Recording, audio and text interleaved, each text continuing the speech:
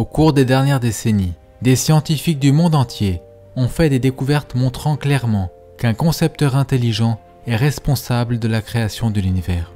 Beaucoup croient que l'univers tout entier est né à partir de rien, par hasard. Mais si vous y pensez vraiment, du rien ne pourrait pas faire naître l'univers, puisque du rien ne produit que du rien. Tout ce qui vient à exister se doit d'avoir une cause.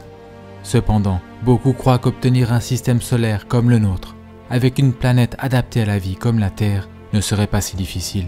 Mais de nombreux scientifiques désapprouvent cela et ont apporté des preuves accablantes soutenant leur position. Par exemple, beaucoup de forces dans l'univers sont équilibrées avec précision et permettent entre autres de rassembler la matière. Sans ces forces, les galaxies, les planètes et les étoiles n'auraient jamais pu se former. Un phénomène d'expansion et de contraction significatif a été observé pour de nombreuses étoiles. Elles passent d'un état de grande brillance à un état obscur, et ce, même en l'espace d'une année. Mais fort heureusement pour nous, notre étoile, le Soleil, a une stabilité extraordinaire. Elle n'est pas sujette à une expansion et une contraction significative, comme c'est le cas de nombreuses autres étoiles. Si l'expansion et la contraction du Soleil étaient comparables à ces autres étoiles, ce serait catastrophique pour la vie sur Terre. Certaines étoiles explosent violemment en supernova. Les débris de ces explosions sont appelés restes de supernova. Selon de nombreux évolutionnistes, ces débris devraient rester visibles à l'aide de télescopes durant des millions d'années. D'après des recherches scientifiques, des galaxies similaires à la nôtre font l'expérience d'une supernova tous les 26 ans en moyenne.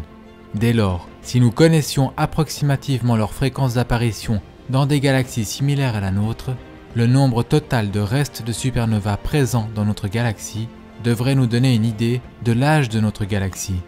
En cherchant des restes de supernova dans notre galaxie, la Voie lactée, des astronomes en ont découvert un total d'environ 250 seulement. Donc, si une supernova se produit approximativement tous les 26 ans, comme nous le voyons dans ces autres galaxies, un total de 250 restes de supernova indique un âge d'environ 6500 ans pour notre galaxie. Ceci est presque identique à ce qui est indiqué dans la Bible lorsqu'elle traite de l'âge du monde. Un nombre si réduit de restes de supernova indique une galaxie extrêmement jeune, qui n'a certainement pas des millions ou des milliards d'années, mais plutôt des milliers d'années. Pour le dire autrement, si les évolutionnistes avaient raison à propos de l'âge de la Terre, nous verrions des dizaines de milliers de restes de supernova dans notre galaxie, et non pas environ 250. Pour que nous puissions exister sur Terre, notre Soleil se devait d'être une étoile d'une masse et d'une température aux proportions parfaites, ni trop chaud ni trop froid. Notre Soleil génère une quantité parfaite d'énergie pour qu'il y ait de la vie sur Terre.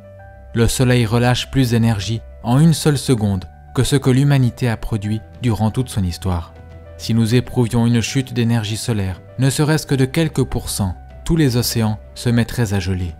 La Terre se trouve à la correcte distance du Soleil. Si la Terre était légèrement plus proche ou plus éloignée du Soleil, il ferait trop chaud ou trop froid pour que la vie puisse exister. La taille de la Terre est elle aussi adaptée, ni trop grosse ni trop petite. De plus, heureusement pour nous, la taille de la Lune, principal responsable de la régulation des marées sur Terre, est adéquate. Ceux-ci ne sont que quelques exemples d'une longue liste de facteurs qui se doivent d'être exacts, aussi bien sur le plan cosmique que terrestre, pour que la planète puisse accueillir la vie. Dans beaucoup de cas, si vous altérez quelque peu ces facteurs, équilibrés avec précision, la vie serait impossible sur Terre. Sur Terre, de nombreuses formes de vie sont complètement dépendantes les unes des autres. Des exemples de ceux-ci sont les insectes et les plantes telles que les abeilles et les plantes porteuses de pollen. Si les plantes ou bien les abeilles évoluaient l'une avant l'autre, les deux n'auraient pas survécu. Elles doivent avoir vu le jour au même moment. Les bassins océaniques et l'atmosphère de la Terre ont le mélange exact et le bon équilibre en gaz. Si l'on changeait ces gaz de quelque façon, la vie animale et végétale sur Terre mourrait.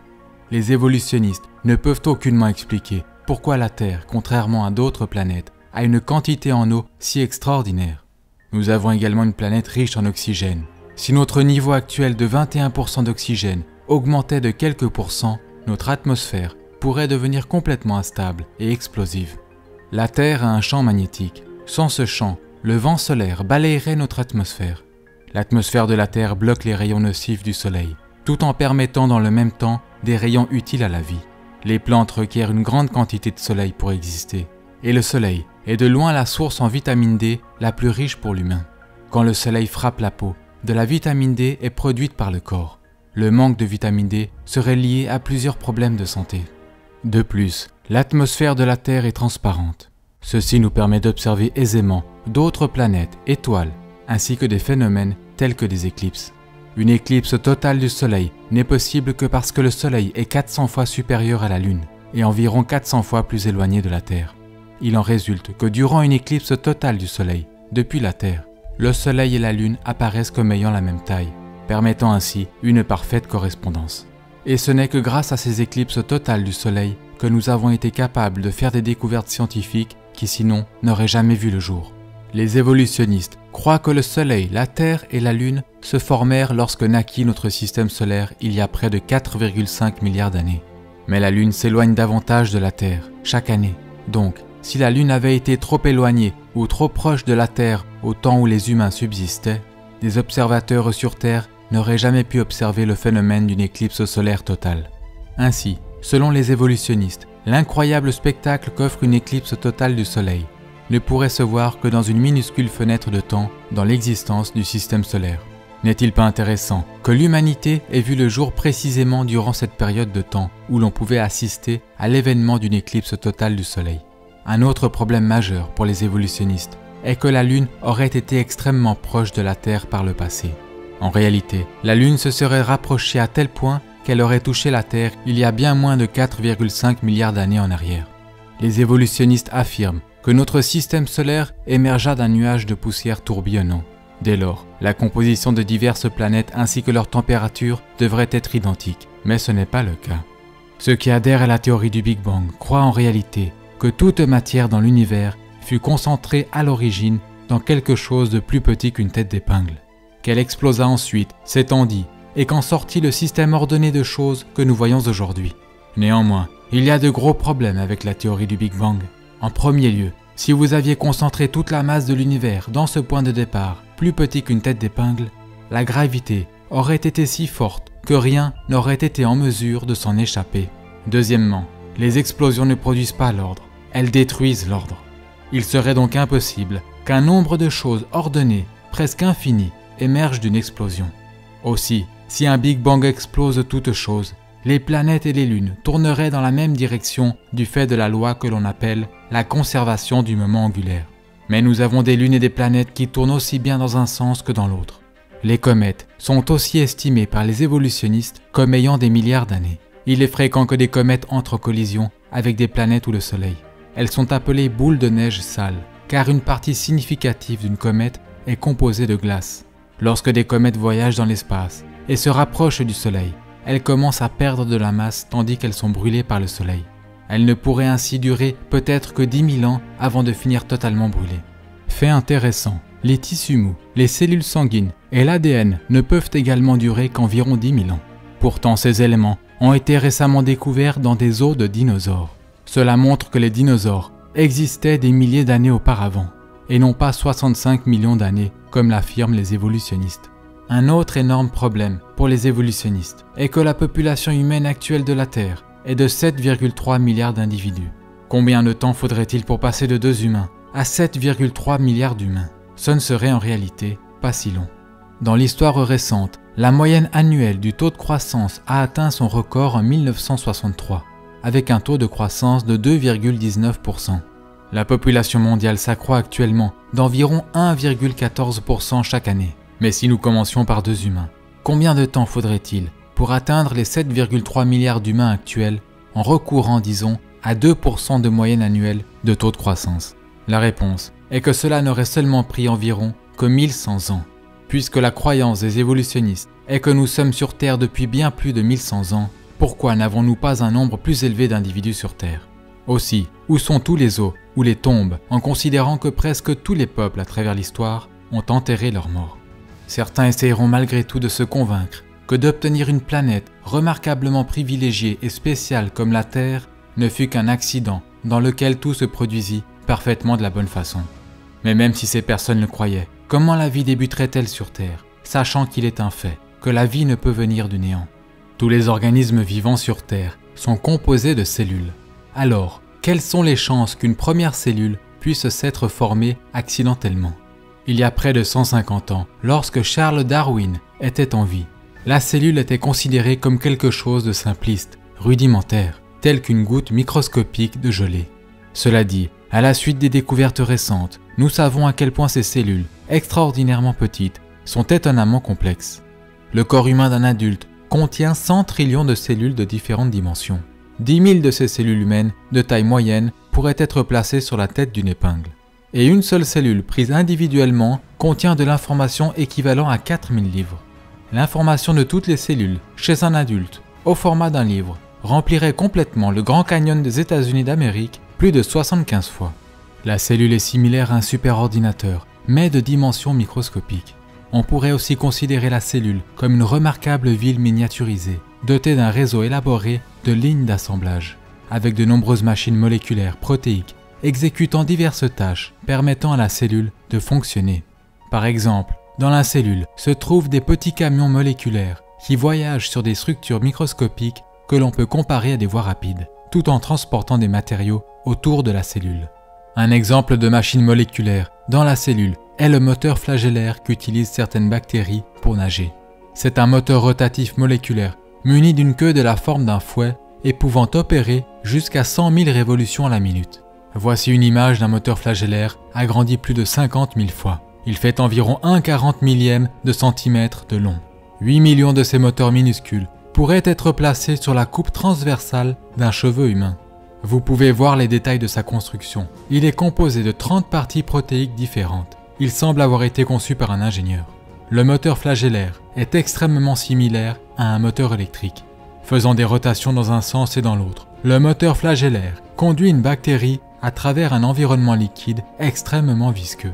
La vitesse de nage la plus élevée que le moteur flagellaire imprime à une bactérie est estimée être identique à la vitesse d'un être humain nageant à 97 km/h.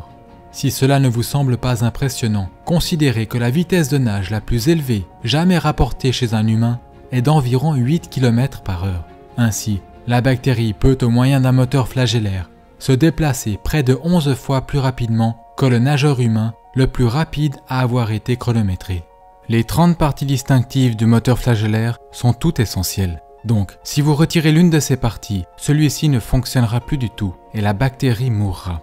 Le moteur flagellaire est similaire à un piège à souris. Pour qu'un piège à souris fonctionne, vous avez besoin de toutes les différentes parties. Et si vous retirez l'une des parties du piège, le piège ne fonctionnera plus du tout. Le procédé de construction du moteur flagellaire requiert que les 30 différentes parties interagissantes soient assemblées correctement et placées aux emplacements appropriés au bon moment. Le procédé de construction requiert également des instructions, des traductions et une évaluation au sein de la cellule, aussi bien au début qu'à la fin de la procédure. Si tout cela ne se produisait pas, ces machines remarquablement minuscules, ou leurs différentes parties prises individuellement, ne seraient pas construites ou assemblées correctement. Mais comment ces nombreuses machines ou parties microscopiques seraient-elles où aller et quoi bâtir correctement dans un système évolutionnaire? Elles ne le seraient pas, ce serait impossible. Ces faits réfutent et éliminent l'évolution darwinienne, laquelle est par définition un procédé aveugle, non orienté, sans plan ni but. Les cellules sont composées majoritairement de protéines. Une cellule typique emploie des milliers de différentes sortes de protéines. Pour obtenir ne serait-ce que la cellule la plus simple, il faudrait au moins 600 molécules protéiques différentes. Les protéines sont constituées d'acides aminés. Une protéine fonctionnelle est généralement constituée d'une chaîne d'environ 50 à 1000 acides aminés. Certaines protéines requièrent une chaîne de milliers d'acides aminés correctement séquencés. Chaque fois qu'un nouvel acide aminé est joint à une chaîne, il doit former un lien chimique appelé liaison peptidique, afin de se lier aux autres acides aminés dans la chaîne. Les acides aminés gauchers et droitiers sont produits plus ou moins à la même fréquence, mais seuls les acides aminés gauchers peuvent être sélectionnés pour l'utilisation dans une chaîne pour fabriquer une protéine. Les évolutionnistes ne peuvent expliquer la raison pour laquelle les protéines n'utilisent que des acides aminés gauchers. Chaque acide aminé dans la longue chaîne doit également être un acide aminé bien spécifique. Il y a 20 types différents qui peuvent être sélectionnés, et ils doivent être placés dans le bon ordre dans la chaîne pour former une protéine. Les acides aminés sont placés exactement dans le bon ordre grâce à une molécule dans la cellule appelée l'ADN. On pourrait décrire l'ADN comme un schéma directeur, une information codée ou un langage spécifique qui utilise un alphabet chimique à 4 lettres. les lettres chimiques ou le code de l'ADN sont l'ensemble des instructions destinées aux machines de la cellule afin de savoir comment assembler correctement des acides aminés dans la chaîne pour fabriquer des protéines. Si l'ADN n'est pas présent dès le début, les acides aminés ne seront pas sélectionnés correctement et placés dans le bon ordre. Il en résultera qu'une protéine ne pourra pas se former et la cellule ne survivra pas. L'ADN ne peut pas fonctionner sans la présence d'au moins 75 protéines préexistantes. Mais les protéines ne sont pas produites par l'ADN. Puisque chacun a besoin de l'autre, les deux se doivent d'avoir existé au même moment, par Dieu. Ce fait élimine l'évolution. Une fibre d'ADN ne fait qu'environ 2 millionièmes de millimètre d'épaisseur. Bien que l'ADN ne soit pas épais et soit extraordinairement petit, déroulé, il est extrêmement long. En effet, si l'on déroulait, connectait et étendait l'ADN de l'une de vos cellules, il ferait plus de 2 mètres de longueur. Il serait si fin qu'on ne pourrait pas voir ses détails, même sous un microscope électronique. Si tout l'ADN de votre corps était placé bout à bout, il s'étendrait d'ici à la Lune plus de 500 000 fois. Si vous preniez un ensemble d'ADN de chaque personne ayant jamais vécu et que vous le placiez sur une pile, il pèserait moins qu'une aspirine.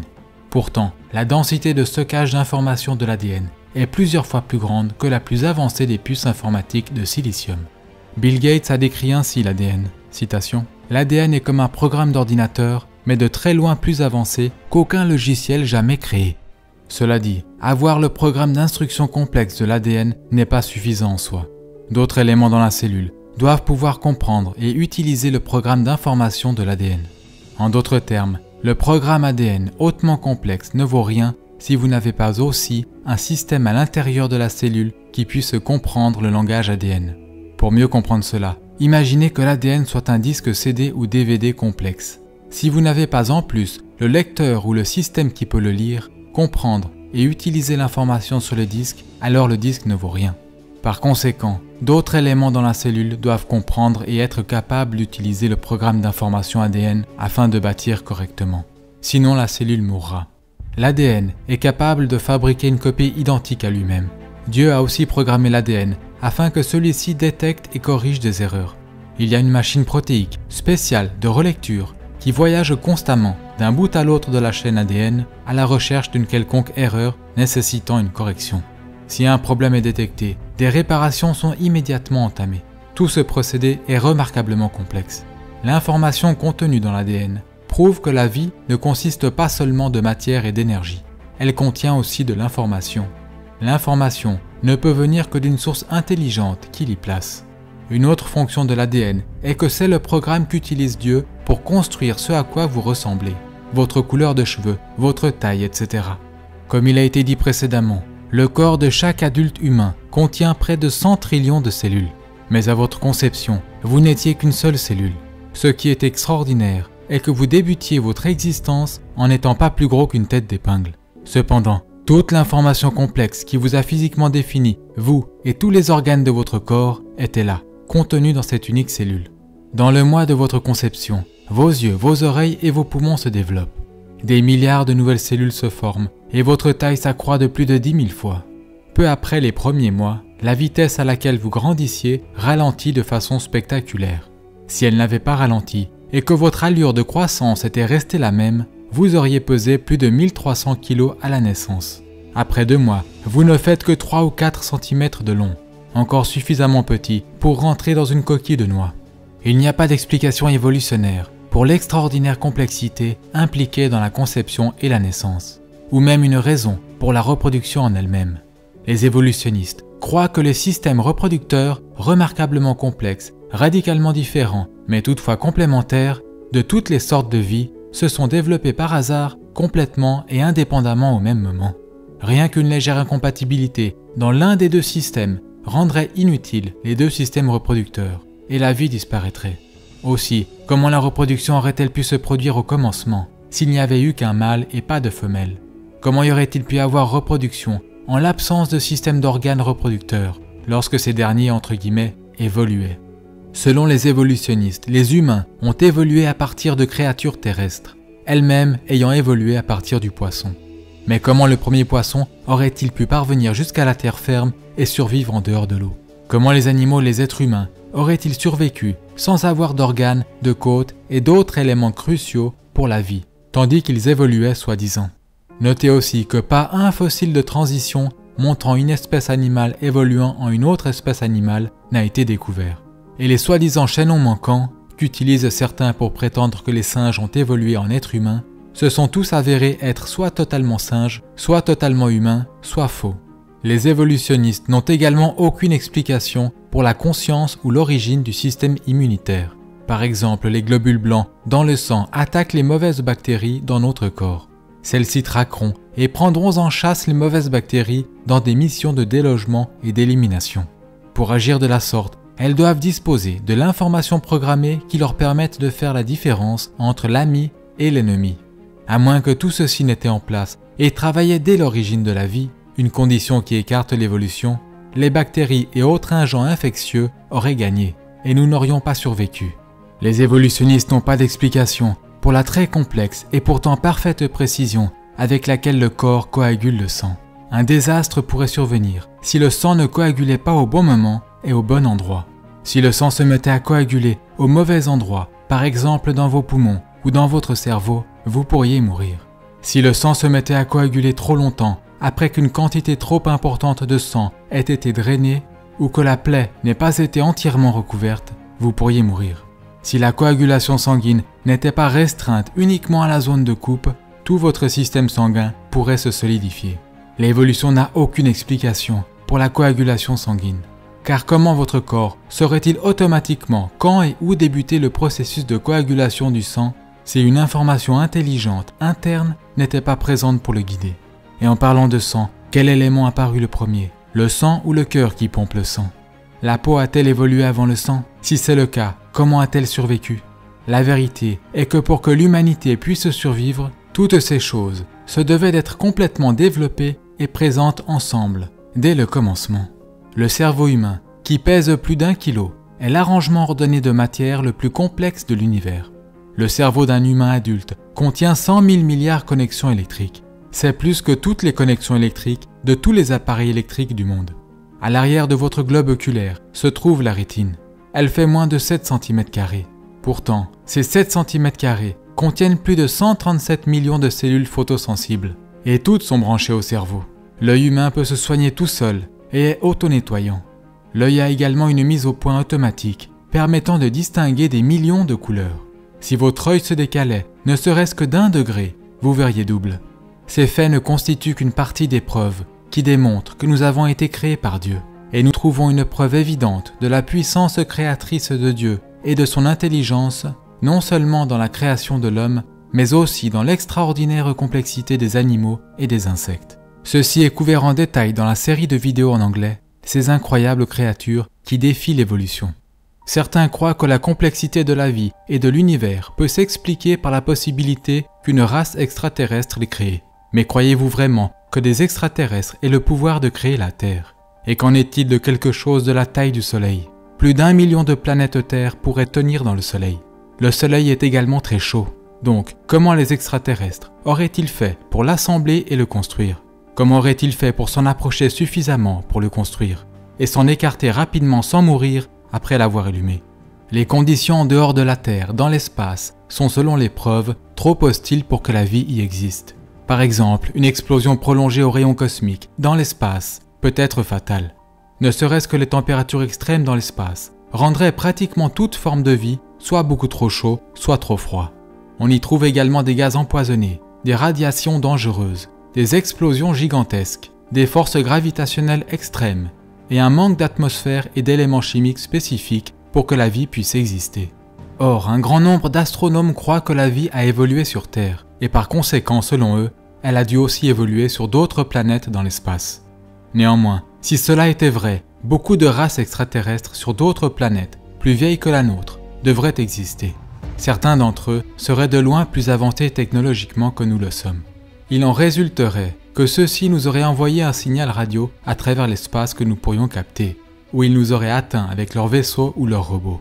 Mais nous n'avons jamais trouvé de robots extraterrestres, ni d'extraterrestres en tant que tels, ni de vaisseaux extraterrestres ou toute pièce provenant de leurs vaisseaux. Voici quelques-unes des caractéristiques de vol rapportées sur les ovnis.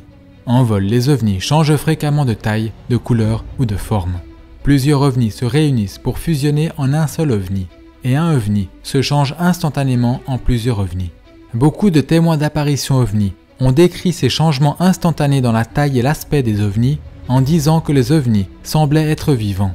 Les ovnis apparaissent parfois sur des photographies et d'autres fois non. La plupart des témoins d'apparitions ovnis ne rapportent pas avoir vu un objet ou un vaisseau, mais une lumière inhabituelle se déplaçant dans le ciel. Parfois les ovnis apparaissent et disparaissent instantanément sous les yeux des observateurs et passent à travers d'objets physiques. Ce type de comportement signifie que les ovnis ne peuvent pas être du monde matériel, mais doivent être une sorte de phénomène spirituel. Reposant sur l'activité observée des ovnis, plusieurs ovniologues parmi les plus considérables du monde ne croient plus à présent que les ovnis puissent appartenir au monde matériel. De plus, la plupart de ceux qui prétendent avoir été enlevés par des ovnis ne se souviennent entre guillemets de leurs soi-disant expériences qu'après avoir été placés sous hypnose. Ce qui prouve que leurs soi-disant expériences avec des extraterrestres n'étaient pas réelles. Ces sujets sont traités avec plus de détails dans mon livre traduit en français « Les ovnis, activités démoniaques et canulars élaborés destinés à tromper l'humanité ». Si les extraterrestres existaient vraiment, il ne leur faudrait pas longtemps pour découvrir ce qu'ils doivent savoir à propos des terriens. En conséquent, ils nous auraient déjà envahis, détruits ou se seraient clairement révélés à l'humanité. L'Organisation de recherche pour une intelligence extraterrestre a scruté le ciel depuis des décennies à la recherche d'une vie intelligente, mais ils n'ont jamais détecté le moindre signal en provenance de l'espace qui indiquerait l'existence d'une race extraterrestre. Ceux qui cherchent des extraterrestres ont dit que s'ils détectaient ne serait-ce qu'un signal complexe, celui-ci prouverait qu'une intelligence en est à l'origine. Mais pourquoi ceux-ci n'appliquent-ils pas le même raisonnement et n'emploient-ils pas le même procédé de pensée pour l'ADN ? Ce faisant, ils réaliseraient que l'information complexe dans l'ADN prouve qu'une intelligence l'y a placée. Car dès que vous trouvez une information complexe, elle remonte toujours à une intelligence. Le meilleur livre réfutant la théorie de l'évolution sous tous les aspects de la science, y compris des preuves scientifiques d'un déluge mondial, est le livre Au commencement du Dr Walt Brown. Vous avez aussi la possibilité de visionner le DVD Percer le mystère de la vie. Ma vidéo Création et miracles version condensée est une autre vidéo traitant de la création.